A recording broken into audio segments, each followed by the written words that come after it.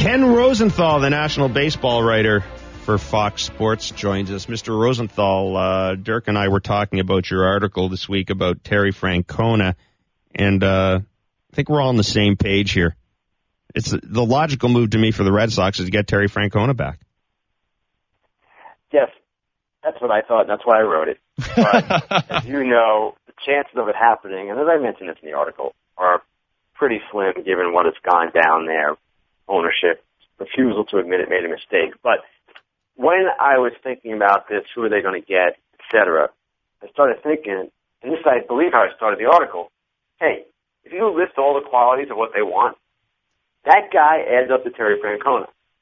Now, whether they want to admit that or not, that's the reality, and he's been there. If they empowered him this time, instead of making him a lame duck the way he was at the end of last year, and said, hey, we don't want to happen what happened last time. Terry Francona proved when he was manager of that team that he was quite flexible because he was not certainly somebody you would just say, hey, this guy can be a manager for a numbers-driven organization or an organization that at least pays a good amount of attention to that. And yet he adapted to that, and he adapted to that quite well. Ken, it's so good to talk to you, man. It's always a pleasure to have you on here. I got to ask you, though, Terry Francona would be a great choice. It's very well established. And you say that the Red Sox management, or the brass of the Red Sox, probably not going to have him back. Okay, fine. But at this point, if you're Terry Francona and you've got a cushy job working in the media right now behind a desk and you don't have to deal with all the drama, do you even want to come back? Dirk, that's a fair question. And it's good talking to you, by the way. But he wants to manage again. And you're right. The job that he has now, and I can't speak exactly to it because it's not a job that I've ever had, but it's certainly closer to my field than what he was doing before. It is easier, but, and you know this as a player, what do you guys as players and as managers and coaches miss the most when you're not there? The competition. He misses the competition. I also believe, and I've not heard this from him personally or anyone around him, but there's got to be a part of him that wants to come back and show that he was better than he was last September, that he did not deserve the treatment he got after he was parted with, however you want to describe it. There's got to be that. So he does not believe his managing career is over. And the question that a lot of people raised after I wrote the article was, why would he want to go back there after they smeared him when he was gone? Fair question. My answer to that would be for $4.5 million. I would swallow it. I would imagine Terry would too. Okay, so we're talking about managers now with Ken Rosenthal. Ken, if Girardi and the Yankees tank and the Yankees go for blood, now this is a hypothetical, but that's what we media guys like. Deal it here. Yeah. If they go and they tank and they get rid of Girardi, do you see Francona managing the Yankees? That's certainly possible if that scenario that you described takes place. And as of right now, it looks more real than it has even leading up to this. Last night, I was on a flight to San Francisco, and we were fortunate enough to have DirecTV, and I was watching the Orioles game. And Joel Sherman wrote this in the New York Post this morning very well. That game, I've seen it 100 times. The Orioles blew a 6-2 lead in the 8th inning. The Yankees tied it up. In the past, the Orioles died. They roll over. Yep. They didn't die last night.